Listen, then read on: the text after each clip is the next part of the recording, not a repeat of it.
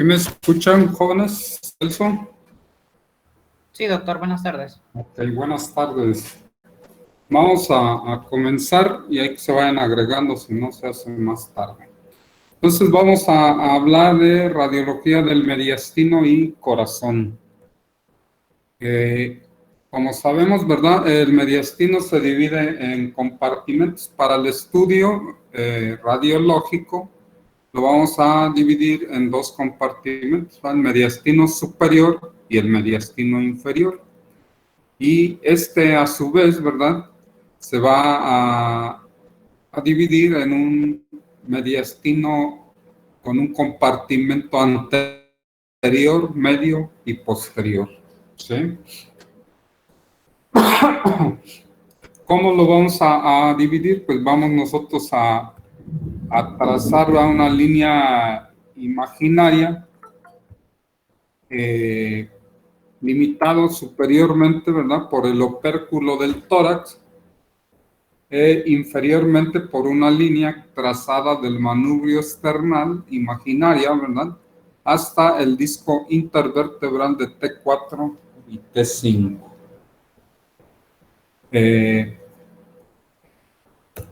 Como podemos ver en la imagen, ¿verdad? Tenemos nuestros compartimentos.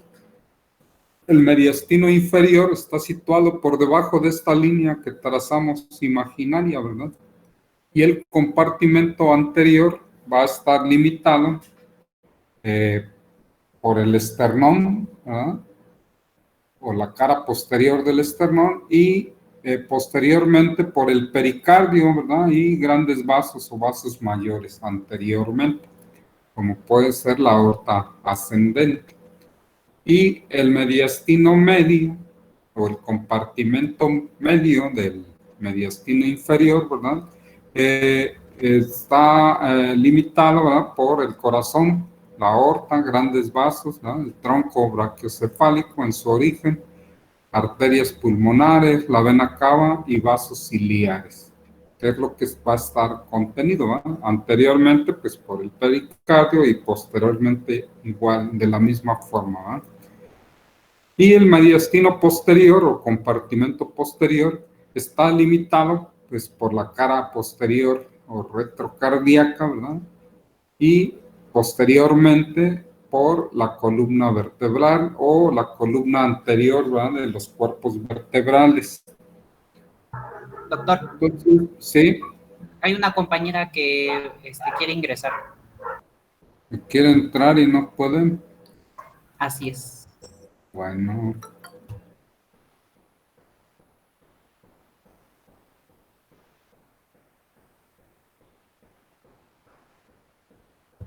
Entonces, parte de revisar, ¿verdad? El contenido y los compartimentos del mediastino es porque radiológicamente nosotros podemos observar algunos datos, ¿verdad? Que nos sugieren alguna patología o alguna enfermedad.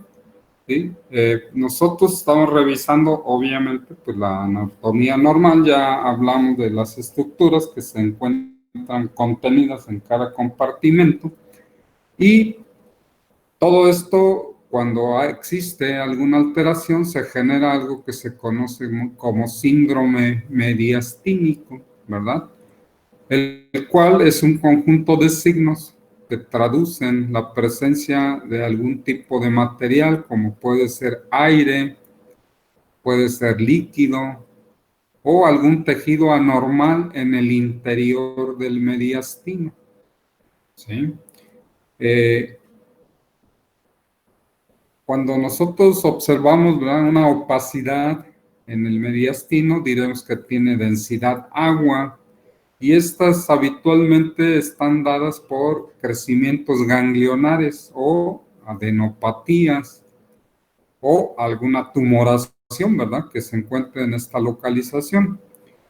Puede haber hiperclaridad del mediastino, ¿eh? El mediastino ya dijimos que tiene densidad agua, pero pudiera existir alguna alteración donde exista una disminución en la densidad del mediastino. entonces diremos que hay una hiperclaridad. Y este dato de hiperclaridad, pues generalmente va a estar asociado a la presencia de aire subcutáneo, ¿sí? O aire que rodea al mediastino, ¿verdad? Entonces, si es subcutáneo, pues se llama enfisema subcutáneo, ¿verdad? Y si es aire alrededor del mediastino, pues se llama neumomediastino. Este aire, ¿verdad? Puede estar hacia la región parietal, ¿verdad? De la pleura o condicionarnos un neumotórax, o puede estar alrededor o fuera del esófago, ¿verdad? El esófago, recordemos, es una estructura que puede tener pequeñas cantidades de aire. Generalmente se repliega, ¿verdad? Y es poca la cantidad de aire, pero si observamos mayor cantidad, pues eso puede ser algo anormal. Ahora, podemos tener imágenes que se vean de mayor densidad o con densidad hueso, ¿verdad? Y obviamente pues no vamos a encontrar hueso ahí, pero podemos tener algo similar que son las calcificaciones. Existen algunos tejidos, ¿verdad? Como los ganglios, que pueden calcificarse, entonces veríamos calcificaciones ganglionares. Las paredes de los vasos, particularmente las arterias y de estas a nivel del mediastino, la aorta y las coronarias pueden calcificarse. Entonces, diríamos que ahí tenemos calcificaciones vasculares, ¿sí? Y a nivel cardíaco, además de las coronarias, pues podremos también tener calcificaciones a nivel de las válvulas cardíacas, ¿verdad? De tal forma que esas son las que podríamos nosotros visualizar. Doctor. Ahora, el mediastino anterior, ¿sí? ¿Hay alguien más en la sala? Sí, sí, por favor.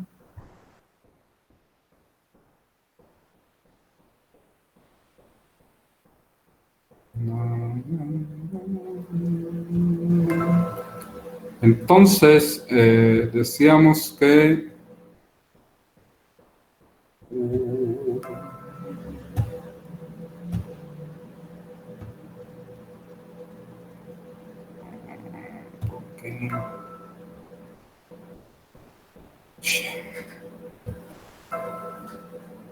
no puedo ampliarla. Ok. Entonces decíamos que el mediastino anterior, ¿verdad? Va a estar limitado por la cara posterior del esternón, ¿verdad? Y la cara anterior, ¿sí? Del corazón o pericardio, ¿va? Y grandes vasos. Entonces, esto correspondería al mediastino anterior. Cualquier alteración en la densidad a este nivel, pues nos va a hablar de que está siendo ocupado por algún tipo de tejido, ¿verdad? ¿Cuánto mide el espacio retroesternal, Celso? ¿Cómo, doctor? ¿Cuánto mide ese espacio retroesternal o precardíaco, como lo quieres llamar? Normalmente. Porque para decir que está incrementado, pues tendremos que saber cuánto mide o si está disminuido, cuánto mide, ¿verdad? ¿No? Mide aproximadamente unos 5 centímetros. No. Entonces, tarea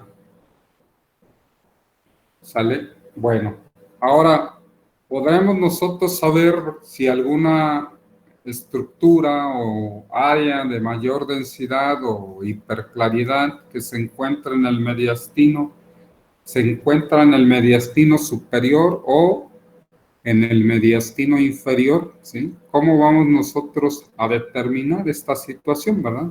Para eso vamos a hacer uso de algunos signos radiológicos. Ya todos revisaron, ¿verdad? Los signos radiológicos del tórax. ¿Hicieron la tarea o no? Entonces, ¿verdad? Bueno, para aquí podemos nosotros observar que tenemos un incremento en la densidad paravertebral, ¿verdad? Y paratraqueal, aquí está la tráquea, ¿verdad? Del lado derecho, ¿sí? Una característica de esta lesión, bueno, es que no rebasa el borde superior de la clavícula, ¿sí? Y tenemos del lado contrario, en la imagen de la izquierda, otra imagen, ¿va? De mayor densidad, ¿sí? Pareciera densidad de agua, pero rebasa el borde superior de la clavícula. Esto nos puede orientar a si esta lesión se encuentra en el mediastino superior o en el mediastino inferior, y también si la lesión es anterior o posterior, ¿verdad?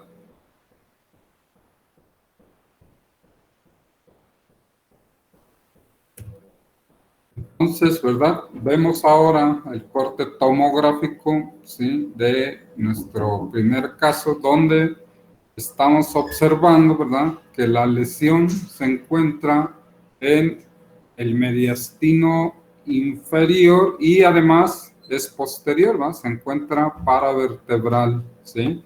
Del lado derecho. Entonces, para esto, ¿verdad? Nos son útiles estos signos. Este signo se llama signo cérvico-torácico, ¿sí? Y nos permite localizar este tipo de lesiones. Ahora, ¿qué ocurre, verdad, cuando la lesión se encuentra en el mediastino anterior? ¿Qué es lo que nosotros vamos a observar o cómo lo vamos a sospechar? Le preguntábamos al compañero, ¿verdad? ¿Cuánto mide ese espacio retroesternal? ¿Verdad? Voy a regresar la imagen para que la comparemos, ¿verdad? Entonces, esta es una imagen penetrada específicamente, pues, para ver el esternón, ¿verdad? Sí. Este es mi esternón. ¿Sí? Entonces, este es el espacio retroesternal. ¿Cuánto mide? Aproximadamente 2.5 centímetros, normalmente. Entonces, en un paciente enfisematoso, por ejemplo, pues vamos a encontrar que ese espacio está incrementado, ¿eh? En un paciente cardiópata que tenga insuficiencia cardíaca, pues va a estar disminuido, ¿sí? En un paciente como es el que estamos nosotros observando, ¿verdad? Donde hay pues, pérdida total, ¿verdad? De ese espacio retroesternal, ¿verdad? Se ve con la misma densidad que se ve el mediastino, ¿verdad? O la silueta cardíaca, ¿sí? Entonces ese espacio está obliterado, o sea, borrado, y está ocupado por un material que tiene densidad de agua, ¿verdad? Entonces, cuando este espacio se encuentra ocupado, pues pensaremos que la alteración está en el mediastino anterior, ¿verdad? Otro dato que nosotros vamos a encontrar en la teleradiografía de tórax, pues es que va a haber un incremento o ensanchamiento mediastinal, ¿verdad? Voy a regresar la imagen a una, a ver si tenemos, no. Bueno, pero esta nos puede servir, ¿verdad? Entonces el mediastino normalmente pues no está tan ensanchado, ¿verdad?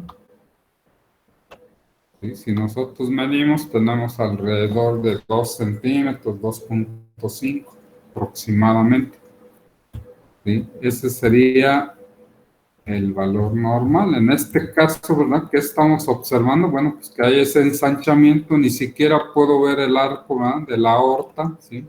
Tampoco veo el tronco de la pulmonar porque está con un incremento de la densidad y además está ensanchado. Si medimos aquí, pues fácilmente va a medir unos 6, 7 centímetros, ¿verdad?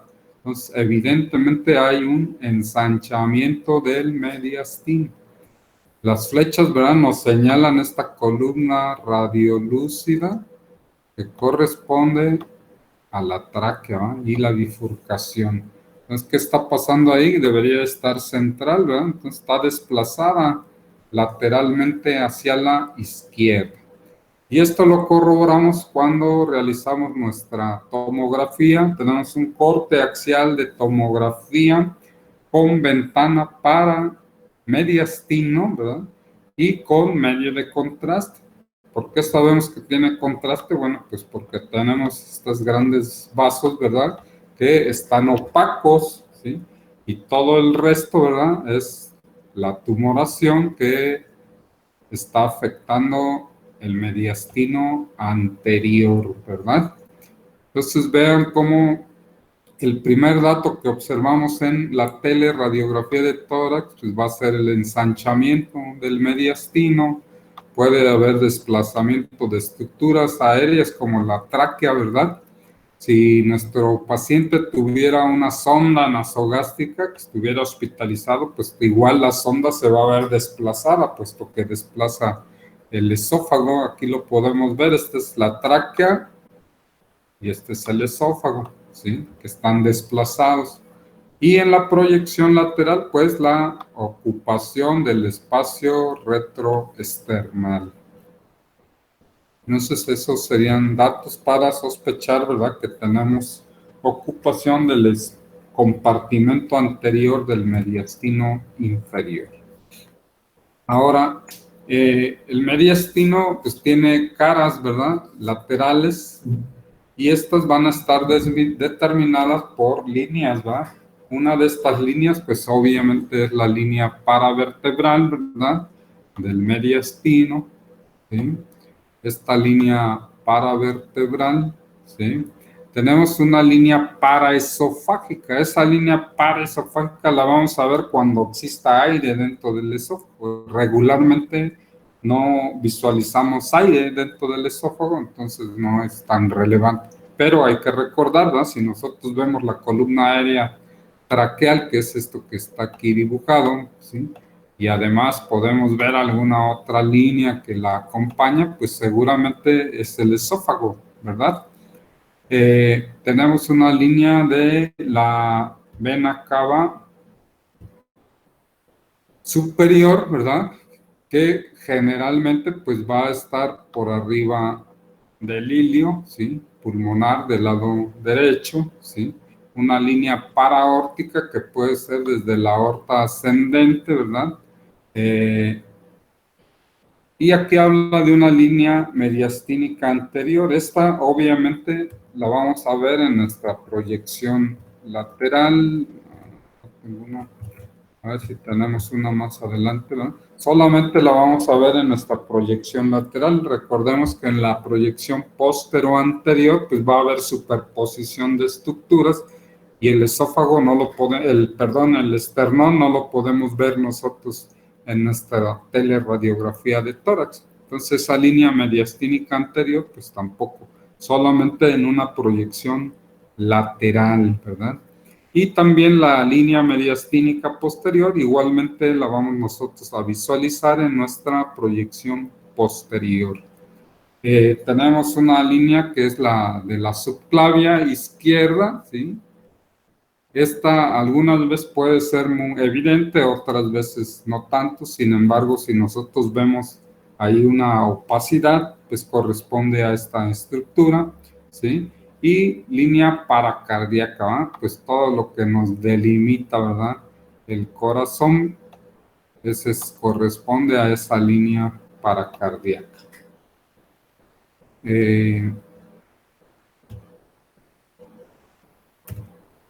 Bueno. También nosotros tenemos ganglios linfáticos, ¿va? Mediastínicos o mediastinales.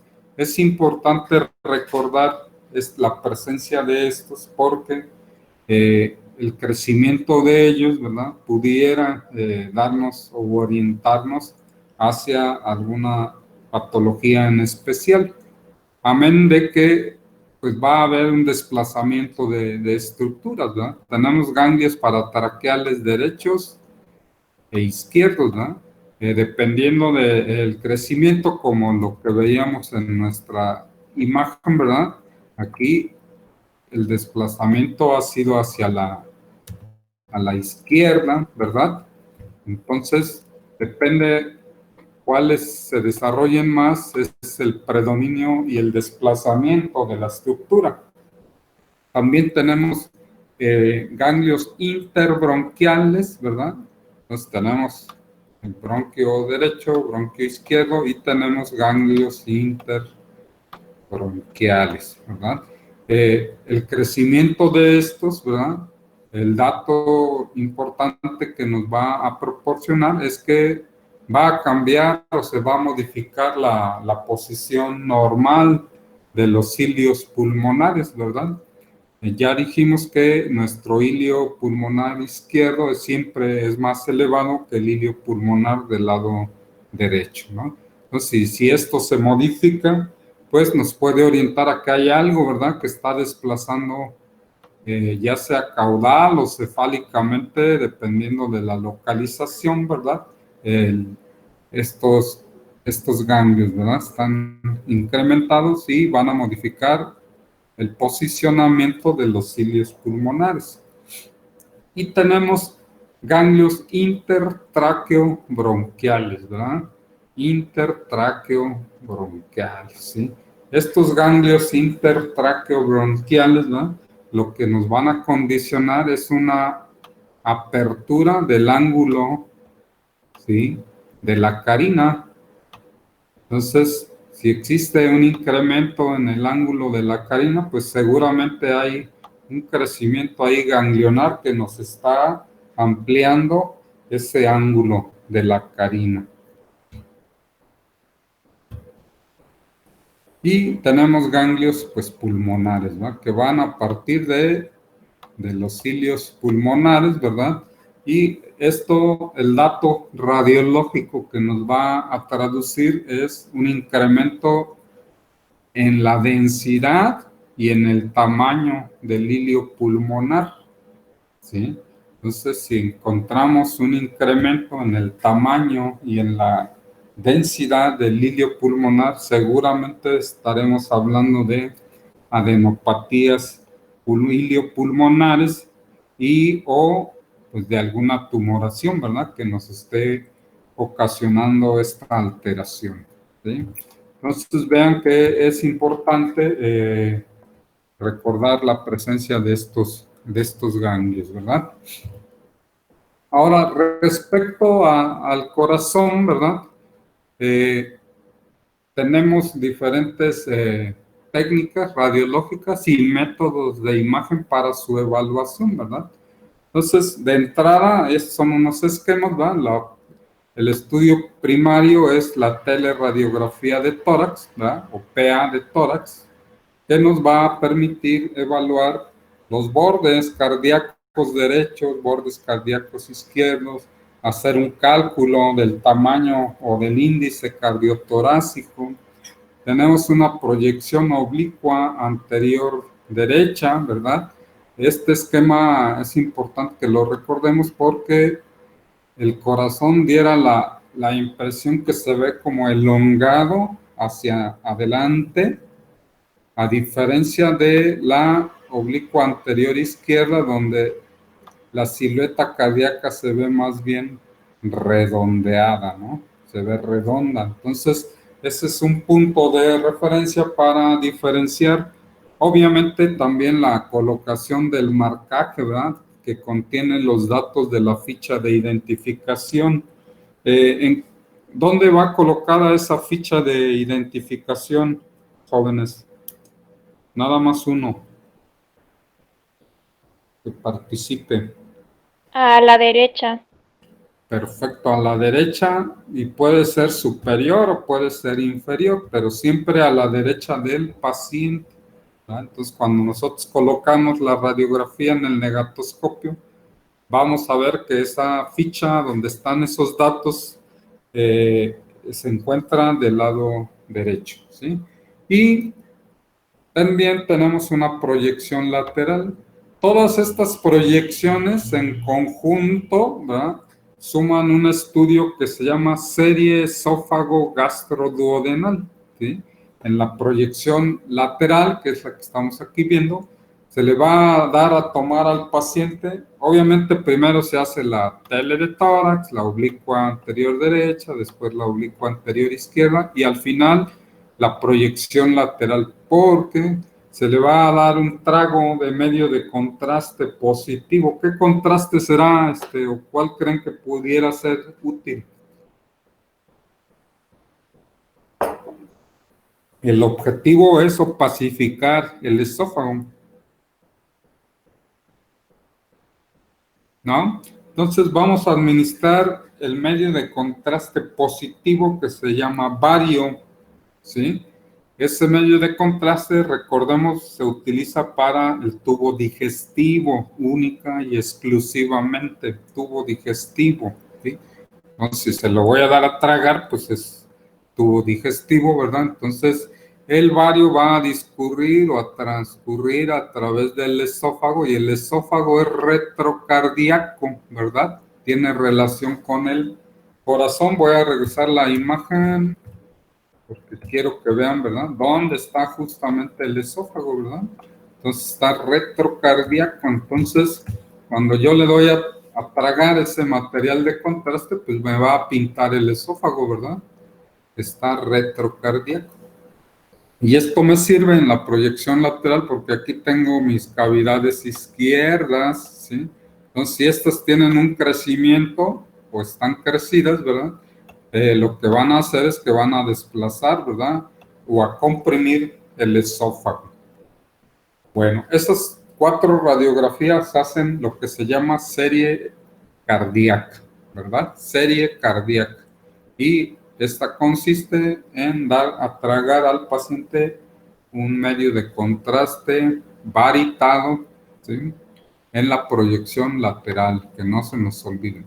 Es poco ya, digamos, usual, sin embargo, bueno, en una comunidad donde no haya otros métodos, pues este nos puede ser de utilidad, ¿verdad? Y el otro método, pues es el método seccional, ¿verdad? Este método seccional, ¿cuál sería, jóvenes? El número 1 de la lista, ¿quién es? Soy yo, Adame. Adame. ¿Cuál método será ese, el seccional? Ay, no sé, doctor. ¿Cómo? ¿Es la tomografía? La tomografía, es la tomografía computarizada, ¿verdad? Y el otro método, pues, es la resonancia. Acuérdense que dijimos que esos 2 métodos son imágenes seccionales, ¿sí? Tomografía y resonancia, imágenes seccionales. Entonces, esta tomografía o la resonancia, pues nos van a permitir evaluar la caja torácica, el tórax, ¿verdad? En un corte transversal o axial y evaluar desde los tejidos blandos, la caja torácica, pulmones, mediastino, ¿verdad? El corazón, grandes vasos, ¿ok? Entonces, esos serían los estudios, ¿verdad? Que podríamos nosotros hacer o utilizar para evaluar el corazón, ¿sí? De entrada, el primer estudio radiológico, ¿verdad? Que vamos a solicitar siempre que querramos ver el corazón, obviamente, pues es una teleradiografía de tórax o tórax PA, ¿verdad? Porque si quiero ver el corazón, pues no le voy a pedir un electro, ¿verdad? El electro me va a servir para medir la actividad eléctrica y la contracción cardíaca, pero no pues para ver su morfología. Tampoco voy a pedir así de entrada una tomografía o una resonancia si antes no he pedido un tele de tórax. Entonces, primer estudio o método de abordaje, una teleradiografía de tórax, ¿sí? Ya dijimos y lo vamos a volver a mencionar, este estudio, la teleradiografía de tórax, es el estudio que más se realiza en cualquier centro radiológico, privado o hospitalario, ¿no? Entonces, el 80% de las radiografías van a ser de tórax, ¿no? De ahí que haya que evaluarla. Bueno, entonces, nuestro tele de tórax ya tenemos aquí en la imagen. Nosotros ya sabemos, ¿verdad?, cuáles son las características que vamos a a identificar para determinar que efectivamente el estudio es una teleradiografía de tórax, ¿verdad? Estoy señalando las estructuras claves, ¿verdad? Las clavículas en B u oblicuas, las escápulas fuera de los campos pulmonares. Debo visualizar, ¿verdad?, la burbuja gástrica o la cámara gástrica para con ello determinar que efectivamente tengo una teleradiografía de tórax. Si quiero profundizar más y quiero ver si la penetración ha sido adecuada, ¿qué tengo que evaluar? Número 2 de la lista.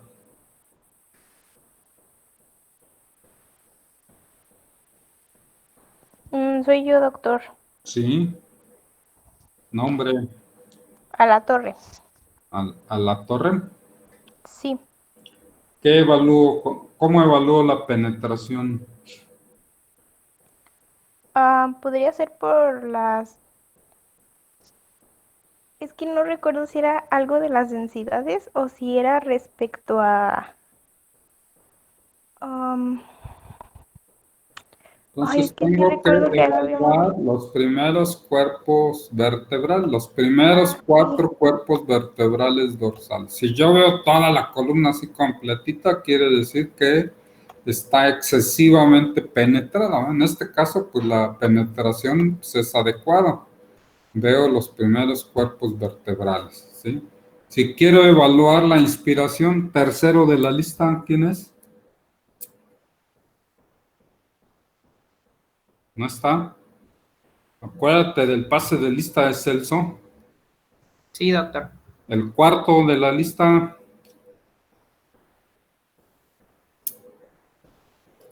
Es quinto. Jimena Carrillo. Ok. Ya saben quiénes son, ¿no? Pues, ¿cómo? Quinto de la lista. A ver, yo digo el número y tú el nombre, Celso. Ok. Por si-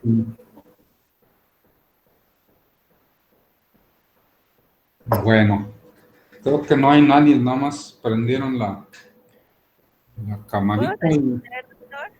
¿Cómo? ¿Puedo responder yo? Sí. Bueno, pues se puede saber si está bien inspirada porque se cuentan como de 6 arcos costales que son Ajá. anteriores y de 10 a 11 posteriores. Si está mal inspirada, pues no se van a contar menos. ¿A qué nivel dijiste de los anteriores? De 6 a 7 arcos costales Ok, anteriores. entonces vamos a contar, ¿verdad? Y aquí esta placa está excelente para contarlos, ¿verdad? Este es un arco anterior, segundo arco, tercer arco, cuarto arco, quinto arco y sexto, ¿ah? Y aquí tengo el séptimo, entonces está en el sexto, séptimo arco costal anterior, ¿verdad? Entonces recordemos la disposición, ¿verdad? Es oblicuo, ¿sí? ¿Sí lo pueden ver aquí? Es oblicua la disposición.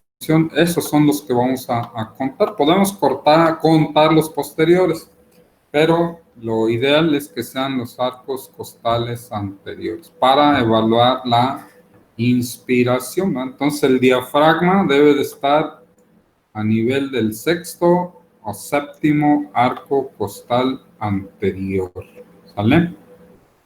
Y después también tengo que evaluar la posición, ¿verdad? Recordemos que la teleradiografía de tórax es en bipedestación o con el paciente sentado, ¿sí?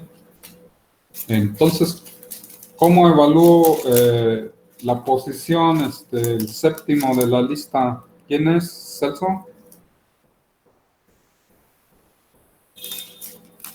¿No está?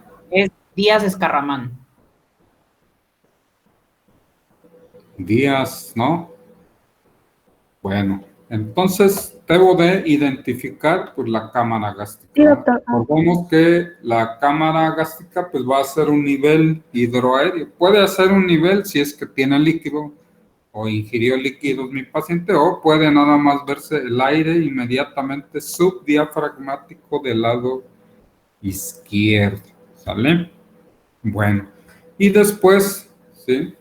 Si yo observo alguna alteración o anormalidad o quiero ver los espacios ciegos, ¿verdad? Que no son identificables. ¿Cuáles son esos espacios ciegos? El octavo de la lista. Los Bien, espacios ciegos, dijo doctor. Sí. Uy. Mm, ¿Puedo responder yo? Sí, Sería el espacio retrocardíaco. sí, am, correcto. ¿Qué más? Entonces, si vemos, ¿verdad? Nuestra tele de tórax, este es el mediastino, ¿verdad? Y incluida la silueta cardíaca. Entonces, todo lo que esté aquí, que está detrás del esternón, ¿verdad? Pues no puedo verlo, ¿verdad? Porque se superpone entre el esternón y la silueta cardíaca. ¿Sí? Entonces, este espacio retroesternal es un espacio ciego que no veo en la tele de tórax. Veo todo menos ese espacio. Y el espacio retrocardíaco, lo que esté por detrás, ¿verdad? Del corazón, incluyendo el ángulo costofrénico posterior, que es este, ¿sí? Tampoco puedo verlo, ¿por qué? Porque queda justo debajo, detrás, ¿sí? Del corazón y de la glándula hepática que está aquí, ¿sí? Entonces vean cómo el hígado que está aquí, ¿sí? Opaca u obstaculiza que yo pueda ver este ángulo, ¿verdad? Entonces este ángulo, si tuviera algo ahí que puede ser líquido, por ejemplo un derrame en el tele de tórax, pues no lo voy a ver. Si hay algo retroesternal, tampoco voy a poderlo ver. Entonces esos son espacios ciegos en la teleradiografía de tórax. Y para eso me sirve la proyección lateral, ¿eh? Porque aquí los veo perfectamente y sabría si hay algo que está ocupando esos espacios, ¿no? Entonces, ahora, pues voy a evaluar, estamos en esto. Ok, los bordes cardíacos, ¿sí? ¿Cuáles son los bordes cardíacos del lado derecho, el octavo de la lista? los bordes cardíacos. ¿Sería el Derecho. esternón 1? No, ¿verdad? No, no. Cardíacos, el esternón es del corazón, no, ¿verdad? Ah, cardíaco. Sí. Eh, sería el borde anterior. Tenemos El, arcos, ¿verdad? Del lado derecho, arcos del lado izquierdo o bordes que corresponden con estructuras anatómicas propias, ¿verdad? Del corazón. Entonces, este sería un borde cardíaco derecho, ¿verdad? ¿A qué estructura corresponde? A la auricular. ¿Sería la aurícula derecha? ¿Aurícula qué? Derecha. Aurícula derecha, ¿verdad? Sí. Después tenemos un borde, ¿verdad? Que asciende. ¿A qué estructura corresponde? A la vena cava. Vena cava superior, ¿verdad? Y paralela a esta, pues va otra estructura, que es ¿qué estructura sería? La aorta.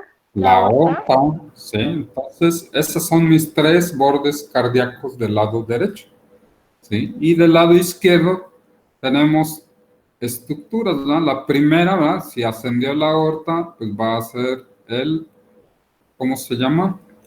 El Callado. callado de la aorta. El callado de la aorta, o arco aórtico. Después, a este nivel, tenemos un pequeño ahí abombamiento que corresponde con El tronco pulmonar. tronco pulmonar o la arteria pulmonar, ¿verdad? Y algunas veces visible, otras veces no tanto. ¿A qué estructura corresponde? Ahí ya sería la aurícula izquierda. La orejuela de la aurícula izquierda y finalmente el ventrículo izquierdo, ¿verdad? Entonces tenemos 3 bordes cardíacos derechos y 3 bordes o arcos cardíacos, 4, perdón, del lado izquierdo, ¿no? Entonces esas estructuras tenemos nosotros que identificar, ¿verdad? A la hora de evaluar la silueta cardiovascular, ¿verdad? Y en mi proyección lateral tengo bordes anteriores, ¿sí? Que serían estos, ¿verdad? Tengo bordes anteriores. ¿A qué estructura corresponde entonces?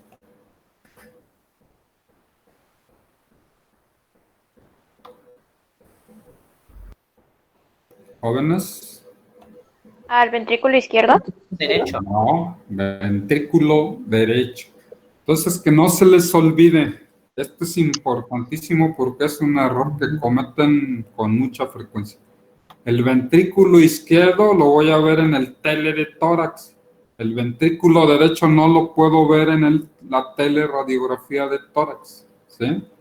Porque está más hacia anterior, estaría aquí, pero no lo estoy viendo. Sé que está ahí, sé que existe, pero no lo veo, ¿verdad? Veo la aurícula del lado derecho, ¿sí? ¿Queda claro? En la proyección lateral sí puedo ver el ventrículo derecho y luego la pulmonar, ¿sí? Que serían los bordes anteriores derechos. Y posteriormente, pues voy a ver el ventrículo izquierdo y la aurícula izquierda, ¿sale? Que no se olvide esto del ventrículo derecho, porque es un error que cometen frecuentemente los muchachos o los alumnos, ¿sale? Ok, y tenemos nuestras proyecciones oblicua anterior derecha, el noveno de la lista, ¿no está? El 10º de la lista, tampoco. 11º, Aquí estoy, doctor. ok. ¿Cuál de las oblicuas es la anterior derecha y cuál es la anterior izquierda, según lo que mencionamos hace un momento?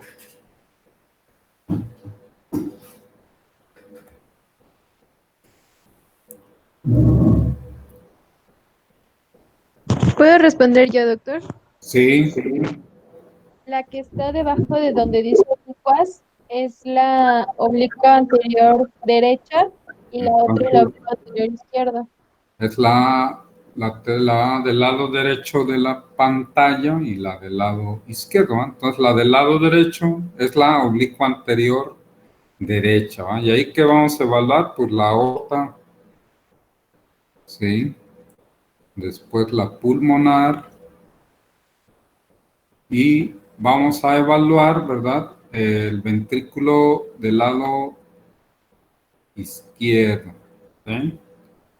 Y en la proyección, en la parte posterior, tenemos un borde, la orejuela derecha y la orejuela izquierda, ¿sí? En la oblicua anterior izquierda, ¿sí? Vamos nosotros a evaluar el ventrículo derecho, que recordemos siempre va a ser anterior, ¿verdad?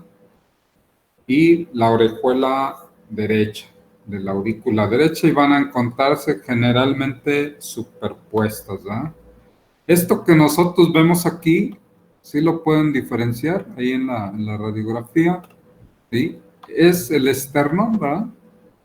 Recordemos que tenemos es una proyección oblicua, no es lateral. Si fuera lateral lo viera totalmente anterior, pero es una proyección oblicua anterior izquierda, ¿sale? Entonces el esternón se va casi a superponer sobre la silueta cardíaca y es fácilmente diferenciable porque tiene una densidad hueso, ¿va? A diferencia del mediastino. Entonces vamos en la cara posterior a ver el ventrículo del lado izquierdo. Y puede ser identificable, como vemos en esta imagen, ¿verdad? La aorta, ¿sí? Ya se me fue muy arriba, pero es aquí. ¿Sale? Esa es la aorta, ¿no? Entonces, esas son las estructuras que debemos de evaluar, ¿sí? En nuestras proyecciones. Ahora, para repasar, ¿verdad? Entonces tenemos en la silueta cardíaca del lado derecho 3 arcos, ¿verdad? El arco de la vena cava superior, ¿sí? Es este. Bueno, lo pinto, el arco de la vena cava superior, el arco aórtico ascendente y nuestra aurícula del lado derecho, ¿sí? Y tenemos 4 arcos en el lado izquierdo o en el borde izquierdo del corazón. El primero, ¿verdad? Que es el callado de la aorta. Después tenemos el tronco de la pulmonar. Aquí no se nos olvide, coincide, ¿verdad? Con nuestro ilio pulmonar, ¿sí? La aurícula o la orejuela izquierda, ¿sí? Y el ventrículo izquierdo, ¿vale? Como les mencioné hace un momento, el ventrículo del lado derecho, pues es anterior, entonces va a estar superpuesto sobre la silueta cardíaca. Entonces no lo puedo evaluar en la radiografía de tórax, ¿sí? O por lo menos no puedo decir que lo estoy visualizando, ¿eh? Habrá algunos datos radiológicos ya en algunas enfermedades como la insuficiencia cardíaca derecha, por ejemplo, donde va a haber datos que me sugieran que hay un crecimiento, pero no es el caso, no es lo que estamos viendo nosotros, ¿sale?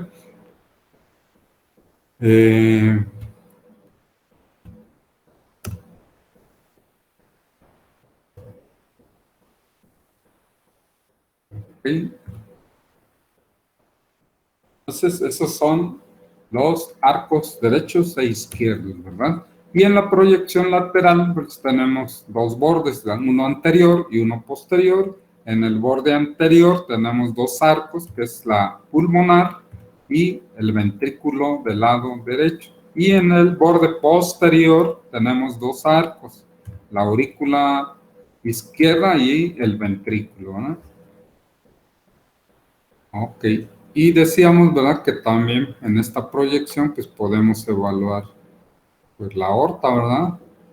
Principalmente la aorta descendente. Permítanme un segundito. Sí, pasa. ¿Ya le doy la cuenta? Sí. Y también vamos nosotros a ahora estimar, ¿verdad? El tamaño de la silueta cardíaca en relación con la caja torácica. Para esto debemos de trazar una línea media vertical, ¿verdad? Más o menos sobre las apófisis espinosas. Después vamos a medir la distancia del borde, el punto más distal, ¿verdad? Del lado derecho, generalmente sobre la aurícula del lado derecho, y hacia la línea media que trazamos.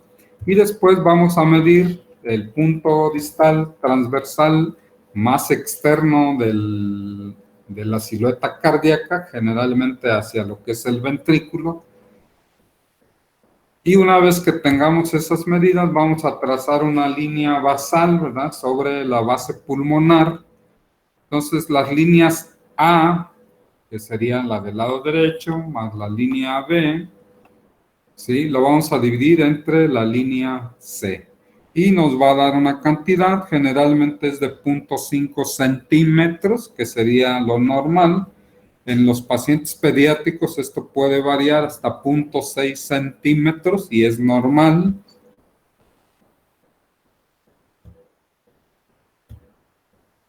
Ok. Entonces hay datos que nos pueden sugerir, ¿verdad? Que hay un crecimiento, por ejemplo, de la aurícula del lado izquierdo, ¿sí? Donde puede haber elevación del bronquio izquierdo. Recordemos, está la pulmonar, después el arco de la aurícula izquierda. Si este tiene un crecimiento, les decía, coincide el tronco de la pulmonar con el ilio, entonces va a haber una elevación, ¿verdad? Del bronquio izquierdo.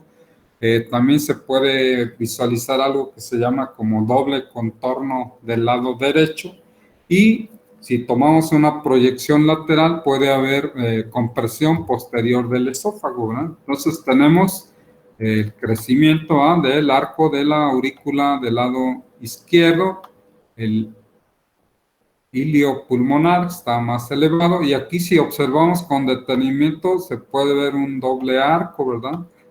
¿Sí? El de la aurícula derecha, que es el más externo, y del lado izquierdo, que es el más medial. Decíamos, ¿verdad? Administramos material de contraste en mi proyección lateral. Este es el medio de contraste varitado que aplicamos. ¿Y qué ocurre aquí? Que hay una compresión, ¿verdad?, en la topografía de la aurícula izquierda, ¿verdad? Este es un dato entonces del crecimiento auricular izquierdo, ¿vale?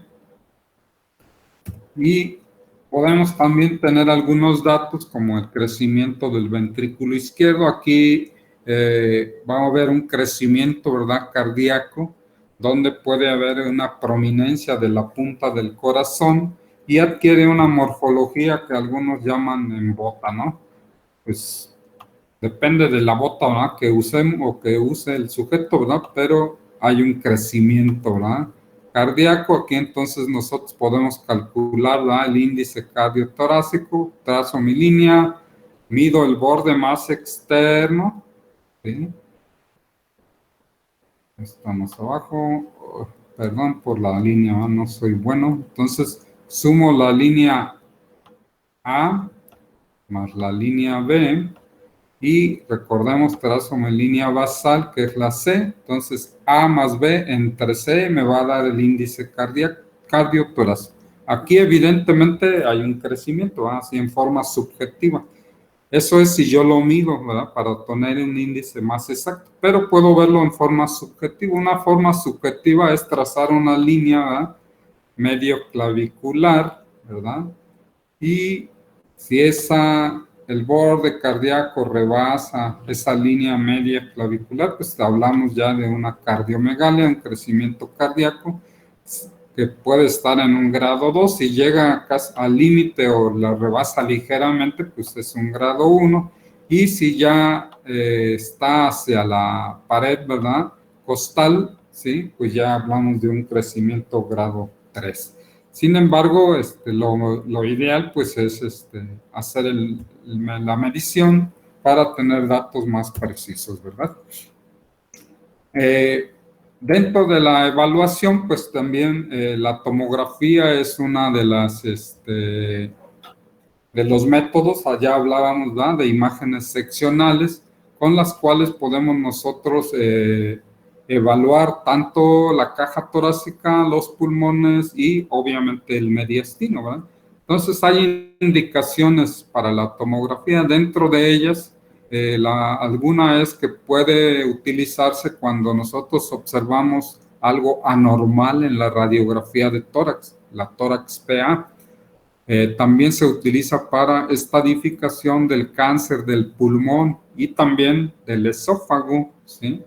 La detección de metástasis de neoplasias malignas que sean extratorácicas, o sea, de otros órganos que hayan dado metástasis a los pulmones o al mediastino. La evaluación, ¿verdad?, de un nódulo pulmonar así como un hallazgo, y para darle seguimiento y determinar si tiene cambios benignos o malignos. Si hay algún tumor en el mediastino, ¿verdad?, que obviamente no vamos a poderlo diferenciar en la radiografía, solo podemos intuir si está en un compartimento anterior, medio, posterior. Para precisarlo haremos uso de la tomografía. En la tromboembolia pulmonar también es una de las principales indicaciones. Los pacientes, ¿verdad?, con enfermedad pulmonar obstructiva crónica, principalmente en el enfisema, en las bronquiectasias, ante la sospecha, ¿verdad?, de un tumor de la pleura, ¿verdad?, o un derrame pleural que se haya complicado y que haya infectado y que forme algo que se llama empiema, ¿sí? También para determinar la causa de hemoptisis, ¿verdad?, de aquellos pacientes que tosen y expectoran con con sangre, ¿verdad? Entonces eso se llama hemoptisis. En esos casos es importante la tomografía porque puede llevarnos al diagnóstico de una bronquiectasia o de un cáncer pulmonar. Y también se utiliza como guía para biopsias, ¿verdad? Estas biopsias de tipo por aspiración percutánea, ¿verdad? Entonces podemos a través de la tomografía, por medio de cuadrantes, localizar la lesión y saber exactamente cuántos centímetros tengo que meter la aguja y con qué ángulo de inclinación, ¿verdad? También se puede utilizar como guía para el drenaje de un derrame pleural que no esté tan accesible, que la cantidad no sea demasiada y que querramos obtener ese líquido para algún análisis de tipo citológico y determinar si es algo infeccioso o es algo tumoral a través de la aspiración de este líquido. ¿Sale? Aquí vamos a dejar la presentación. La próxima clase, que sería el próximo jueves o viernes, vamos a hablar de tomografía de tórax y resonancia magnética de tórax.